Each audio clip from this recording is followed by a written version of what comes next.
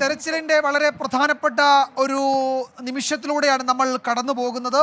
അടുത്ത 1-2 മണിക്കൂർ വളരെ നിർണായകമാണ് എന്ന് ഇവിടെ കാർവാർ MLA അദ്ദേഹം തന്നെ സ്ഥിരീകരിക്കുന്നുണ്ട്. അദ്ദേഹം അടുത്ത നിമിഷങ്ങൾ ചില ശുഭ വാർത്തകൾ കിട്ടും എന്ന് പറയുന്നുണ്ട്. നമ്മൾ ആ തെരച്ചിലിൻ്റെ ദൃശ്യങ്ങൾ കാണുന്നുണ്ട്. ഒരു പ്രത്യേക പ്രദേശത്ത് അവിടെ കനത്ത മഴ തുടങ്ങിയിട്ടുണ്ട്. ഉച്ചയ്ക്ക് ശേഷം അവിടെ ഹെവി റെയിൻ എന്നതായിരുന്നു പ്രഡിക്ഷൻ. അതുപോലെ സംഭവിക്കുകയാണ്. പക്ഷേ അങ്ങനെ മഴ പെയ്യുമ്പോഴും ആ തെരച്ചിൽ തുടരുന്നുണ്ട്.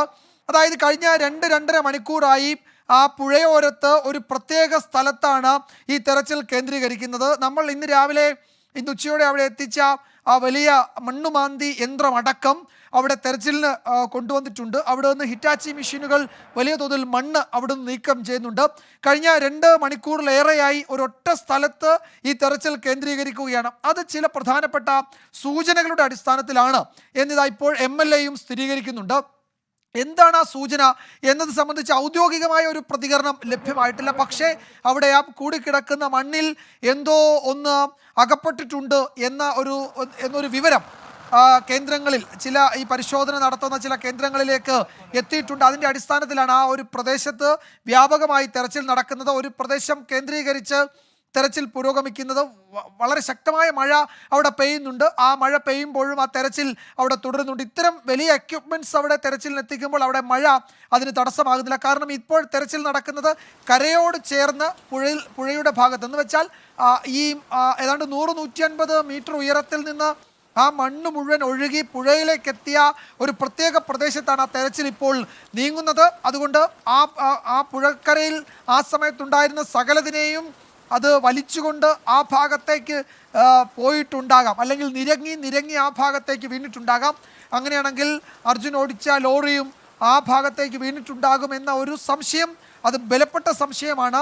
അതിൻ്റെ അടിസ്ഥാനത്തിലാണ് ആ ഒരു പർട്ടിക്കുലർ പോയിന്റിൽ കഴിഞ്ഞ 2 മണിക്കൂറായി തെരച്ചിൽ പുരോഗമിക്കുന്നത്. ആ തെരച്ചിൽ എന്തെങ്കിലും വളരെ പ്രധാനപ്പെട്ട വിവരങ്ങൾ കിട്ടുമെന്ന് കരുതാം. അതാണ് ഇപ്പോൾ MLAയും സൂചിപ്പിച്ചത്. അടുത്ത നിമിഷങ്ങൾ, അടുത്ത മണിക്കൂറുകൾ നിർണായകമാണ് എന്ന് അദ്ദേഹം വിശദീകരിക്കുകയും ചെയ്തത് ഒരു പക്ഷേ ചില വിവരങ്ങളുടെ അടിസ്ഥാനത്തിൽ തന്നെയായിരിക്കും. അതായത് ഓരോ മേഖലകളായി ഈ പർട്ടിക്കുലർ പ്രദേശത്ത്, ആ പ്രത്യേക പ്രദേശത്ത് ഓരോ മേഖലകളായി തിരിച്ച് തെരച്ചിൽ തുടരുകയാണ്. 10 മീറ്റർ വലതുവശത്തും 10 മീറ്റർ ഇടതുവശത്തും ഒരുപോലെ തെരച്ചിൽ നടത്തുന്നു. അവിടെ റിസൾട്ട് ഉണ്ടായില്ലെങ്കിൽ 5 മീറ്റർ വീണ്ടും മാറി അതേ ഭാഗത്ത് തന്നെ തെരച്ചിൽ നടത്തുന്നു. അങ്ങനെ ആ 2 ഭാഗത്തും ഒരേപോലെ ഏതാണ്ട് ഒരേ അളവിൽ എന്ന് വേണമെങ്കിൽ നമുക്ക് പറയാം. ആ നിലയിലാണ് അവിടെ തെരച്ചിൽ ഇപ്പോൾ നടക്കുന്നത്.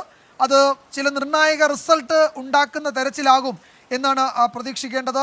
പ്രത്യേകിച്ച് അവിടെ ഈ തെരച്ചിലിനൊക്കെ നേതൃത്വം നൽകുന്നവരും ഇപ്പോൾ അവരെ കണ്ടതിന് ശേഷം വന്ന ജനപ്രതിനിധിയും ഒക്കെ MLAയും കാർവാർ MLAയും ഒക്കെ വളരെ ആത്മവിശ്വാസത്തോടെയാണ് ചില റിസൾട്ട് ഇന്നുണ്ടാകും എന്ന് സൂചിപ്പിച്ചത്. അതിൻ്റെ ഒരു പ്രധാനപ്പെട്ട മണിക്കൂറുകളിലൂടെ, നിമിഷങ്ങളിലൂടെയാണ് നമ്മൾ കടന്നു പോകുന്നത് എന്ന് വേണം കരുതാൻ. തത്സമയ ദൃശ്യങ്ങളാണ് ഷിരൂരിലെ തെരച്ചിലിൻ്റെ തത്സമയ ദൃശ്യങ്ങളാണ് നമ്മൾ കാണുന്നത്. ഷഫീദ് റാവുത്തർ ഏറ്റവും പുതിയ വിവരങ്ങളുമായി ചേരുന്നു ഷിരൂരിൽ നിന്ന്. ഷഫീദ്, MLA വളരെ പോസിറ്റീവായാണ് പ്രതികരിച്ചത്. ഒരു റിസൾട്ട് ഉണ്ടാകുന്ന തെരച്ചിലാണ് ഇപ്പോൾ നടക്കുന്നതെന്ന് അദ്ദേഹം പറയാതെ പറയുന്നുണ്ട്. എന്താണ് ആ ഒരു പ്രത്യേക പ്രദേശത്ത് മാത്രമായി കഴിഞ്ഞ 2-2.5 മണിക്കൂറായി ഈ ആൾക്കാരും ഇത്രയും തെരച്ചിൽ സാമഗ്രികളും കേന്ദ്രീകരിക്കുന്നത് ഏത് സാഹചര്യത്തിലാകും?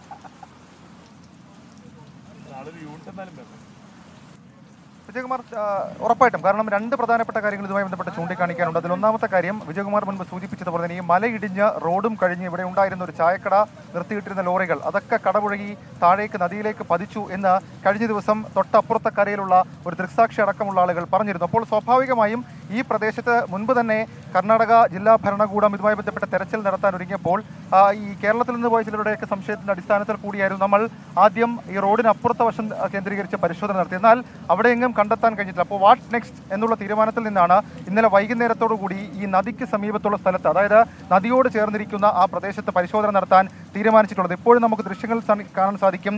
സാനിയ എക്സ്കവേറ്റർ അത് ഈ നദിയോട് ചേർന്ന് ഒരുപക്ഷെ നദിയിൽ നിന്നടക്കം നദിക്കരയിൽ നിന്നും നദിയുടെ ഭാഗത്ത് നിന്നും അടക്കം മണ്ണെടുക്കുന്നത്. ഇപ്പോൾ ആ ദൃശ്യങ്ങൾ ലൈവായി നമുക്ക് കാണാൻ സാധിക്കുന്നത് അതാണ്.